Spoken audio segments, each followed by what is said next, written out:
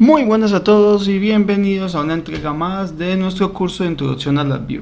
El día de hoy vamos a estar hablando de los tipos de datos, pero vamos a estar hablando únicamente de los datos numéricos. Así que esto es un tema importante que le vamos a dedicar el tiempo que se merece. Ahora bien, vamos a hablar de lo siguiente. ¿Por qué es importante saber los tipos de datos que voy a trabajar en una aplicación o en mi aplicación? Y voy al siguiente contexto. Estás midiendo la temperatura, no sé, de un horno, una caldera, y esa temperatura va desde los 20 grados hasta los 1000 grados. ¿Qué sentido tiene declarar una variable que me reciba números negativos cuando tus rangos de valores están de entre los 20 a los 1000? O sea, nunca estás tocando números negativos, como por ponerte un ejemplo. ¿Qué sentido tiene si le estoy calculando la edad a una persona que pongamos una variable con números negativos? Nadie tiene menos 1 año, menos 2 años, menos 3 años, no. Peor aún, estamos midiendo la edad de una persona, nadie mide la edad de la persona. Tú le preguntas a alguien qué edad tienes, nadie te dice tengo 33.5 años, tengo 33.2 años, no. Tengo 33 años o 34 años, o sea, números enteros. En ese sentido, nosotros tenemos que conceptualizar lo siguiente. Los datos varían dependiendo de la aplicación y la necesidad es la misma. O sea, no tiene sentido declarar una variable de 0 a 10.000 cuando mi información es la edad de una persona. No hay una persona que cumpla 10.000 años, o sea, pues de estar vivo.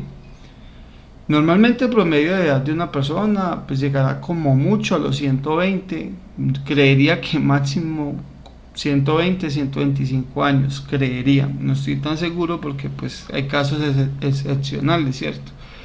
Pero pues realmente una persona no vive tanto tiempo.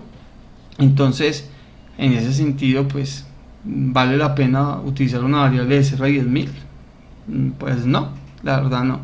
Estoy midiendo la temperatura o la presión de una habitación y la presión va desde los 20 hasta los 50 psi. Pues no tiene sentido declarar una variable tan grande. A eso se refiere que es importante saber entonces qué tipos de información voy a procesar para saber qué tipos de variables tengo que asignar. Y alguien dice, ¿y por qué eso es importante? Si de 0 a 10.000 va a funcionar igual que de 0 a 120. Claro que es verdad, va a funcionar igual, pero de 0 a 10.000 consumirá mucho más memoria que una variable que vaya de 0 a 100. Eso es como por dar un ejemplo. Así que en sistemas como el ordenador, pues realmente no se afecta mucho porque tienen gran capacidad de memoria.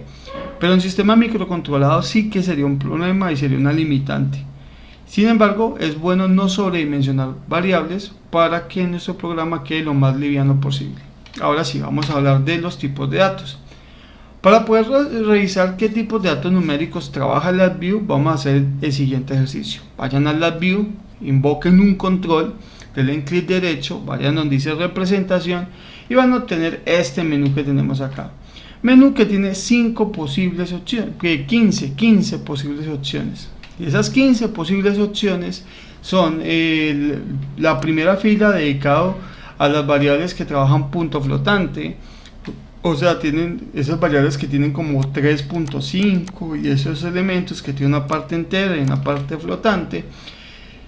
La segunda fila habla de variables que únicamente contemplan variables tipo entero, pero de los tipo entero valores negativos. También está la U como tal, que es la tercera fila, que manipulan también elementos tipo entero, pero en este caso sin signos, únicamente valores positivos. Y está la última fila que me habla de los valores de la variable compleja, o sea, esos valores que tienen una representación A más B. Así que vamos a estudiarlas todas un poquito. Empecemos por las variables tipo entero como tal, los que estaban en la segunda fila, esos que están en la segunda fila. Entonces las variables tipo entero son o las i8 hasta las i64, pero va así, i8, i16, i32 e i64. Básicamente lo que cambia de una respecto a la otra es la cantidad de bits que se van a trabajar, o de 8, o de 16, o de 32, o de 64. ¿Listo? Entre más grande sea el número, pues mayor cantidad de bits, mayor cantidad de números podemos contar. Hay una formulita que dice así: 2 a la n, te dice cuántas veces puedes contar con un número binario. Entonces 2 a la 8, por ejemplo, que son 8 bits, me dice que puedo contar hasta 256 valores, de la cual la mitad de esa capacidad, la mitad es de los negativos y la otra mitad de los positivos. Que dice, uy, no, Sebastián, es que la mitad sí es 128, para los negativos está bien, pero para los positivos no. Claro, yo le dije contar, ¿cierto? Tenga en cuenta que también cuenta el 0, y el 0 lo cuenta como una cantidad positiva. Aquí están los 128 valores. ¿Listo? 2 a la 16, por el contrario, me da 65.536, la mitad de esos serán negativos y la otra mitad serán positivos, incluyendo el 0, claro está, y así con cada una de las variables. Pero miremos que ya en 64 el número tiene notación científica, es que realmente es un número tan, pero tan grande que pues no alcanza uno a escribirlo acá. O sea que es un 1 con 19 ceros, entonces empieza a agregar ceros hacia la derecha hasta que complete 19, y ese será su extremo positivo, y ese mismo número en su extremo negativo será. ¿Listo? Ahora bien, ¿qué sucede cuando trabajo las variables sin signo? Siguen siendo integer, o sea, siguen siendo enteras, claro que siguen siendo enteras, pero ¿qué sucede con eso? Que como no vas a trabajar números negativos, entonces esta cantidad negativa se la sumas a la parte positiva. Así trabajarás entonces números para 8 bits que vayan desde el 0 hasta el 255, para 16 que van desde el 0 hasta el 65.535, para el 32 que van desde el 0 hasta este número que está acá, y para el 64 desde el 0 hasta 2 por 10 a la 19. O sea que básicamente lo que hace es como ampliarme más la memoria o la capacidad de números a contar, ¿cierto? En la parte positiva, o sea, es como duplicarla, básicamente. Una cosa importante es el color de la variable. Observemos que el color, tanto del integer o del i8 y 16 como del u, ¿cierto? Pues ese u simplemente es de unsigned, son azules, y me están diciendo que las variables son tipo entero. Toda variable, ¿cierto? En la view como tal, que veamos bloquecito, que lo veamos con ese color azulito, es porque estamos manejando datos numéricos tipo entero. Eso es importante.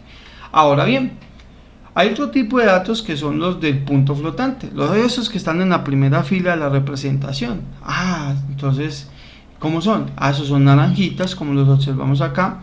Están los de precisión simple, que tienen 32 bits, y podemos contar números que van de 1.4 por 10 a la menos 45, o sea, usted tiene 1.4 y coja esta coma y muévala hacia la izquierda 45 veces.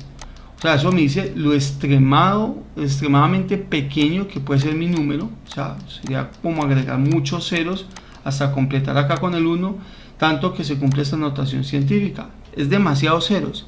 O sea, es un número extremadamente pequeño. Y por el otro lado tenemos un número extremadamente grande. Miren, tenemos el otro ejemplo, 3.4 por 10 a la 38. Pues eso es escribir 34 y agregarle 37 ceros de ahí en adelante. O sea, es un número extremadamente grande. Entonces, como por dar un ejemplo, los de doble punto de precisión lo que hace es que mejora el punto decimal, o sea, qué tanto me puedo acercar. O sea, si 45 cifras significativas hacia la izquierda eran suficientes, eran grandes, muchas, pues aquí la ampliaron a menos 324, o sea, mucho más exacto, y el número pues mucho más grande. Y está el de extensión, que maneja 128 bits, donde el número definitivamente, pues ya el punto de precisión es muy pero muy preciso. Ahora, hay uno que se llama punto fijo. Esas son variables que normalmente manejan de 64 o 72 bits, dependiendo si se trabaja o no con algo que se llama el overflow. Bien, después de eso, en la última fila de la representación aparecen los números complejos. Esos números que tienen una parte real más una parte imaginaria y hacen su representación ya sea en formato de 64, 128 o 256 bits. Y finalmente, uno de los elementos muy pero muy interesantes es el dato del tiempo, calcular algo del tiempo, que es un formato de 128 bits. que nos permite calcular fechas que van desde el 1 de enero de 1600 a las 0 horas hasta el 1 de enero del 3001 a las 0 horas. Así que son datos numéricos que son muy interesantes. Bien, un poco de teoría no hace daño, pero pues no es suficiente. Vamos nosotros a pegarle un poquito a la práctica. ¿Qué es lo que vamos a hacer? Vamos a agregar dos controles numéricos. De hecho, borremos esto que está aquí, no hay ningún problema, borrémoslo. Vamos a seleccionar los controles numéricos presionando control espacio. Me genera algo que se llama el quick drop.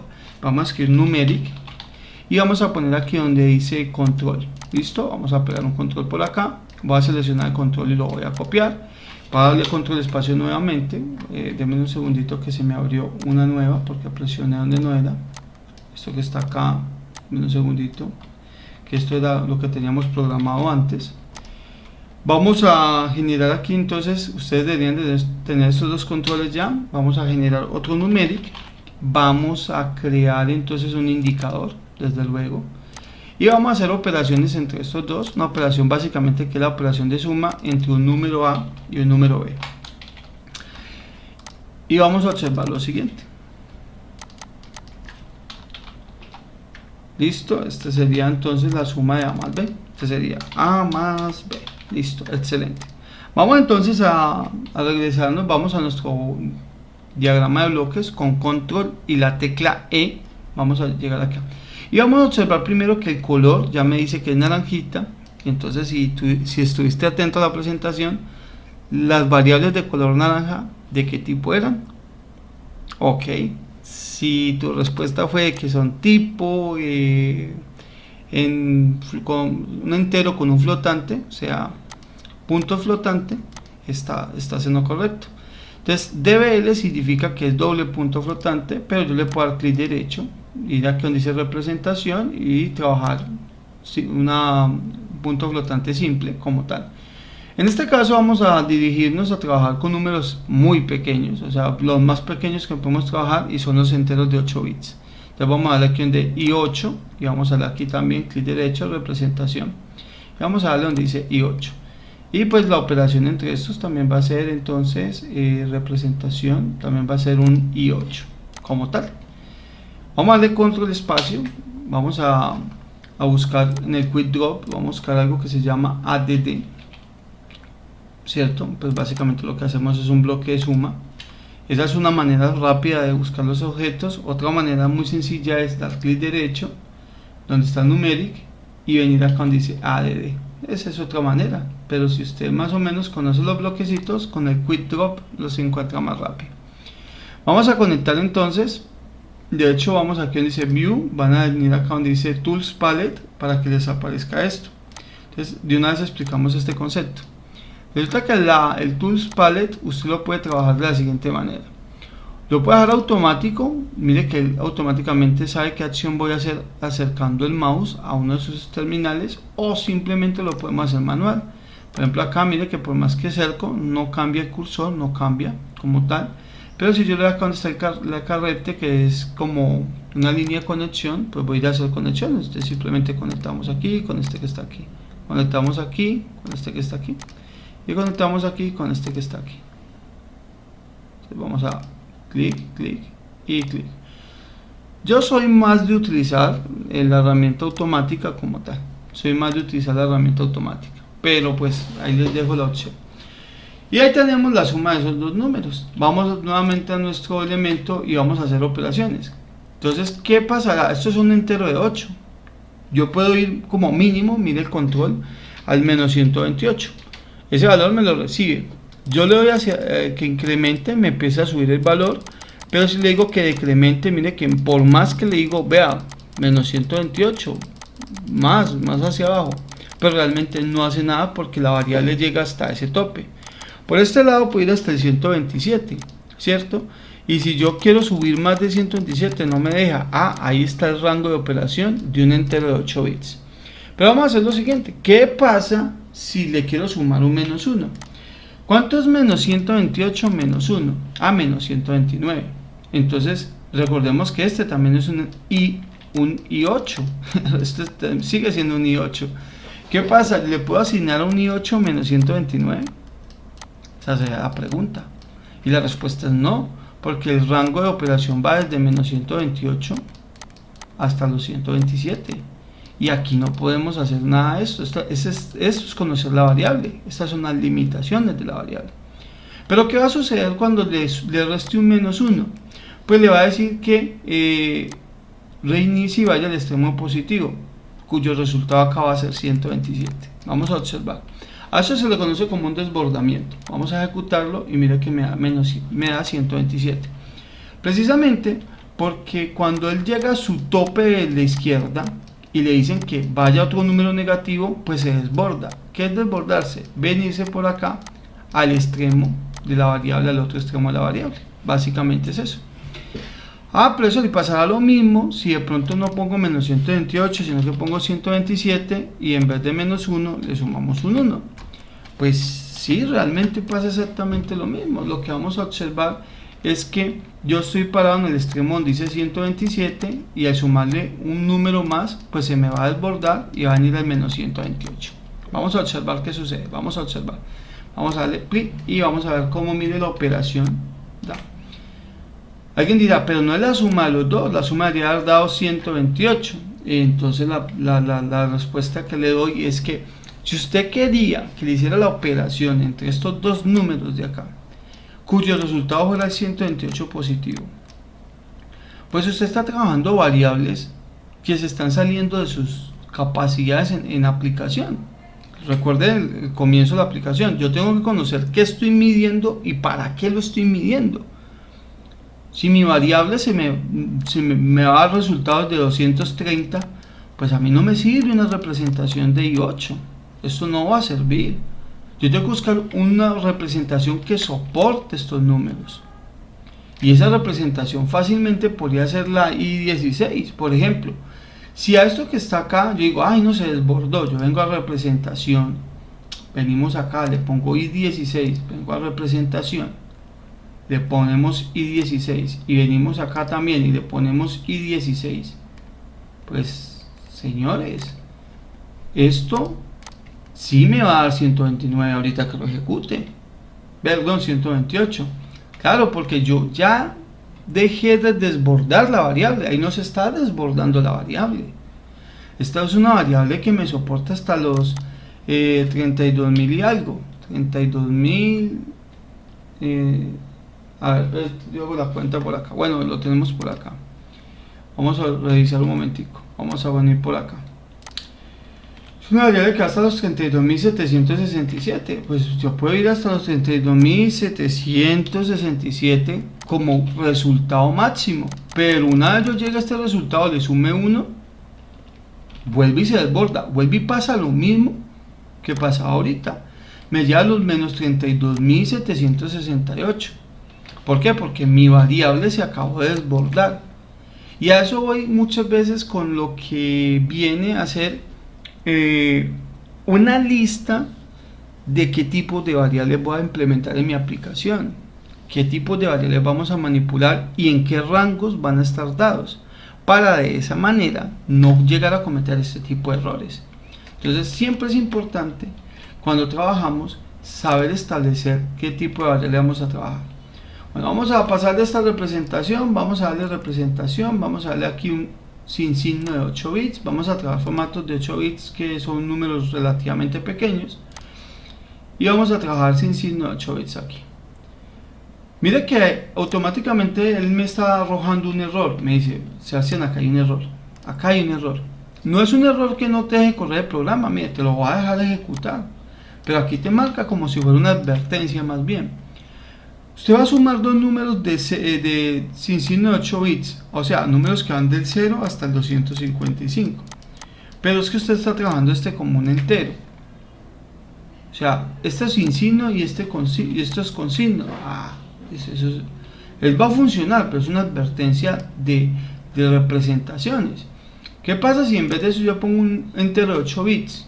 Y dice, siguen siendo 8 bits. Sí, pero entonces recuerde que este va hasta los 255 y este señor llega hasta los 127. En el momento que usted exceda este valor en la operación, en esta línea que viene acá, yo exceda y le ponga 130 de resultado, pues voy a desbordar esta señal, la voy a desbordar. Entonces uno dice, ah no, entonces esto tiene que ser representación, tiene que ser sin signo de 8 bits. Ah, ahorita sí. Entonces yo puedo poner, por ejemplo, poner aquí 128 más 1 y esto sí que me va a dar 129. Pero sucede lo mismo, llego al tope de 255, le sumo un 1 y pues automáticamente se me desborda y lo regresa nuevamente a 0. De hecho, si le sumo 10, pues al aplicarlo se desborda y vuelve y comienza la cuenta. Entonces yo tenía 255 y le estoy sumando un 10. Ah, entonces lo que hace es desbordarme, llámelo a 0, después 1, 2, 3, 4, 5, 6, 7, 8 y 9. Vamos a contarlo, mire. Se desbordó 1, 2, 3, 4, 5, 6, 7, 8, 9 y 10, cuyo resultado entonces es un 9, precisamente ahí es donde coincide. Entonces, importante eso, quería traerles esto como aplicación, ya que vamos a trabajar datos numéricos, pues precisamente que sepamos cómo representar los datos numéricos, la herramienta representación, clic derecho, representación como tal. Y que conozcamos más o menos los límites de las variables que estamos utilizando. Ahora sí, sin más me despido y un fuerte abrazo desde Colombia.